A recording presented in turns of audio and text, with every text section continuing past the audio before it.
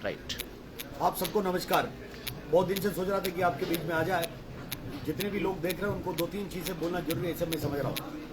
वो इसलिए समझ रहा है क्योंकि भारतीय रेल की सवाल है, ट्रेड यूनियन की सवाल है, नेशनल रेलवे मजदूर यूनियन की सवाल है, ऑल इंडिया रेलवे फेडरेशन की सवाल है, देश के 17 जोन के यूनियनों की सवाल है।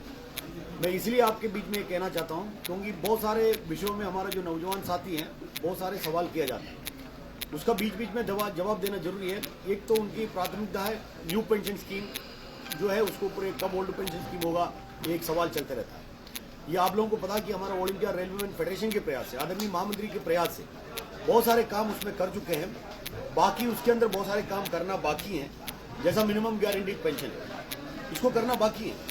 लेकिन लोग कहते हैं कि कहीं आंदोलन करने की जरूरत है। आंदोलन करने की जरूरत का मतलब कोई फेसबुक में आंदोलन नहीं करा जाता है ना। जैसे एक्ट अप्रेंटिस लोग अपने अभी उनके कुछ सुविधा करके देने का काम महामंत्री जी ने किए, फिर भी हमारे कुछ एक्ट अप्रेंटिस लोग बात करते रहते हैं। मुझे ऐसा लगता है कि सोशल मीडिया के अंदर भी वो लोग कितनी बात को देख रहे हैं नहीं देख रहे हैं हमें पता नहीं।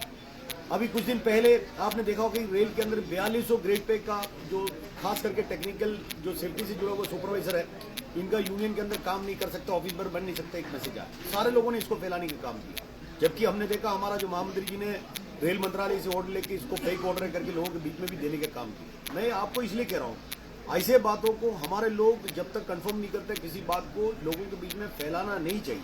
क्योंकि आप याद करिए 4-5 साल पहले रेल सीआरपी ने इसी बात को हमारे बीच में लागू करने का काम किया। उस लागू करने के बाद यही ऑल इंडिया रेलवे फेडरेशन है, एनआरबी की तरफ से वर्किंग कमेटी मड़गांव में करने के बाद सर्वसहमति से प्रस्ताव पारित करके पूरे साल भर लड़ाई करके उस साल के अंदर 31 दिसंबर के अंदर उस ऑर्डर को वापस करवाने के काम किया। तो हमको समझ में आना चाहिए। आज कुछ दिन पहले और प्राइवेटाइजेशन का दौर चल रहा है ना, निगमीकरण निजीकरण का दौर चल रहा है, लेकिन लोग यूनियन की बात को लोग कम विश्वास करते हैं। क्योंकि कभी कभी रेल मंत्री जी पार्लियामेंट पर आता है, उसके अंदर बात करते हैं कि ये हमारा सोशल ऑब्लिगेशन है, बिल्कुल प्राइवेटाइजेशन नहीं होगा। रेल मंत्री जी के लिए धन्यवाद है, अगर प्राइवेटाइजेशन नहीं होगा, सोशल ऑब्लिगेशन है, अगर वो मानता है किसी भी हालत में किसी भी चीज़ को प्राइवेटाइज नहीं किया जाएगा, उसके लिए बहुत बहुत शुक्रिया है। लेकिन बात यह है, हम लोग तो 15-20 साल से हर रेल मंत्री जी की इसी तरीके की बातों को सुनता है, लेकिन हमारे रेल कर्मचारी की संख्या 14 लाख से 12 लाख में आ है। आज के दिन में हमने देखा करीब 11,80,000 कर्मचारी रेल के अंदर है। हमारे पूरी हाउसकीपिंग है ना आउटसोर्स हो गया, मतलब कहीं ना कहीं किसी न किसी रूप में हो रहा है। हम लोगों ने कुछ दिन पहले अखबार के जरिए देखा, आपने देखा होगा वित्त मंत्री ने हमारा जो बजट पेश करते हुए कहा कि 400 वंदे भारत एक्सप्रेस 2024 तक है ना देश के अंदर लाना है, बनाना है।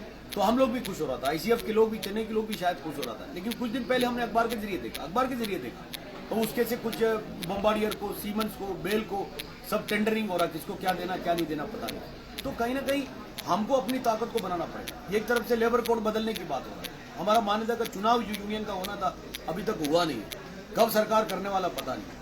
जो जिसके अंडर के लोग हैं वो ये सवाल करके रहता है कि भाई इनका यूनियन का मान्यता खत्म हो गया तो इनको चुनाव होना चाहिए। हम लोग कभी भी रेडी है, लेकिन सरकार जो चुनाव कराना चाहिए वो सरकार करा नहीं रही। तो हर विषयों में देखते हुए हम लोग हर एंगल पे हम लोग देखने की जरूरत है, भारतीय रेल किस हिसाब से चलाया जा रहा है और भारतीय रेल को चलाने की जरूरत क्या है।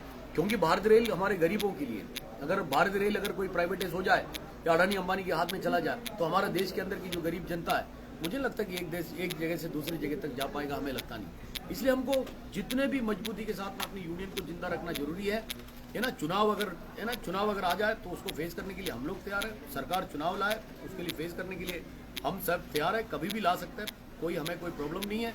लेकिन कुछ दिन पहले आपने देखा होगा देश भर में है ना बहुत सारे बेरोजगार नौजवान हमारे देश के अंदर है। ये तो सरकार कह रहा है, भारत सरकार के आंकड़े के हिसाब से करोड़ों नौजवान साथी हमारे देश के अंदर है, महाराष्ट्र के अंदर है, पूरी हिंदुस्तान के अंदर है जिसको नौकरी नहीं है। और हमारे पार्लियामेंट के अंदर रेल मंत्री जी ने स्वयं में कहा करीब 2.5 लाख से अधिक वैकेंसी हमारा भारतीय रेल के अंदर है। हमारे एमओए सर ने पार्लियामेंट के अंदर कहा किसी सवाल के जवाब में कम से कम 27,000 वैकेंसी मध्य रेल के अंदर है। हमारे जो ट्रैकमैन साथी को प्रमोशन नहीं मिल रहा है, ट्रैकमैन साथी को दूसरी जगह में जाने को नहीं मिल रहा है, वर्कशॉप में जाने को नहीं मिल रहा है, पोइंट्समैन बनने को नहीं मिल रहा है। क्यों?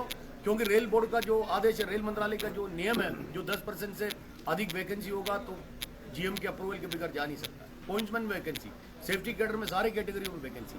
तो हमें ऐसा लगता है आज के दिन में बाकी सबको साइड में रखते हुए जो 27,000 मध्य रेल की हो या 2.5 लाख से अधिक जो भारतीय रेल की हो, जो वैकेंसी भरने की बात हम लोग करना चाहिए तेजी के साथ। और मुझे पूर्ण विश्वास है हमारा जो महामंत्री जी है, हमारा एआरएफ के, अभी हमारा 11-12 को हमारा उज्जैन के अंदर ऑल इंडिया रेलवे फेडरेशन का अधिवेशन होने वाला है, उसके अंदर कुछ ना कुछ निर्णय लेगा, प्रस्ताव बन रहा है। उसी के ऊपर कार्रवाई के लिए अगर बात होगी, ये ना वैकेंसी भरना चाहिए, प्राइवेटाइजेशन होने नहीं देंगे। कोंकण रेलवे को है ना निगमीकरण का प्राइवेटाइज करने के चक्कर में वो अलग एक धंधा चालू है। इसको सब रोकने के लिए एक ही है, हमको कहीं ना कहीं एक ताकतवर बन के हम लोग कहीं ना कहीं आंदोलन की रूपरेखा बनाना पड़ेगा, लोगों के बीच में जाना पड़ेगा।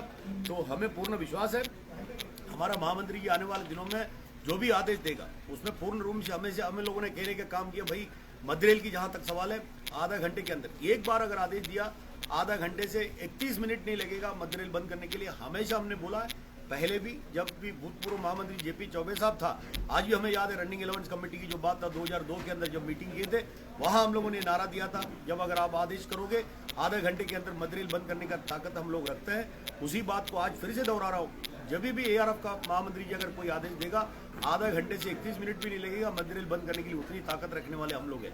इसलिए मैं आपके जरिए लोगों को कहना चाहता हूँ, भाई नफरत की भावनाओं को मत फैलाइए। और हमारा जो यूनियन है सर्वधर्म समभाव हमारा नारा है, हम किसी सी राजनीति से जुड़े हुए लोग नहीं हैं, हम लोग जो संविधान को मान के चलने वाले लोग हैं। और संविधान ये अधिकार सरकारी कर्मचारी को नहीं देता किसी भी है ना राजनीति से जुड़ने के लिए। इसलिए जो भी सरकार है, हम सरकार की सेवक हम हैं, जो सरकार हमारे लिए जो अच्छा काम करेगा, हमारे हित की काम करेगा, वो सरकार के साथ हमें। और संविधान ने ये भी अधिकार दिए हैं, अगर सरकार हमारे खिलाफ कोई काम करेगा उसके विरुद्ध में लड़ने के भी अधिकार हमको है।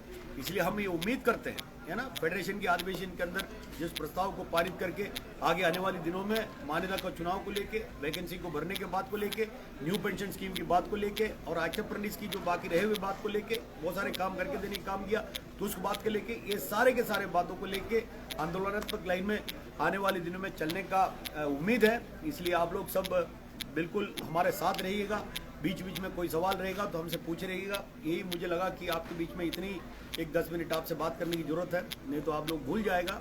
इसलिए हम आपके बीच में आए, आप लोग खुशामल रहे। कोविड के 3 वेव खत्म हो गए, चौथे वेव आएगा ऐसा दुनिया कह रहा है, चाइना में आए कह रहा है, लेकिन हम लोग सारे शक्तियों से प्रार्थना करते हैं कि ऐसी कोई वेव भारत के अंदर, हमारे जो दुनिया के अंदर ना आए। हम लोग खुशामल जैसे 2019 में जैसे जिंदगी जी रहे थे वैसी जीने का मौका मिलेगा। ये बोलते हुए आप लोग धन्यवाद देते हुए मेरा 2 शब्द समाप्त करता हूँ। भाई लाल सलाम, धन्यवाद, इंकलाब जिंदाबाद।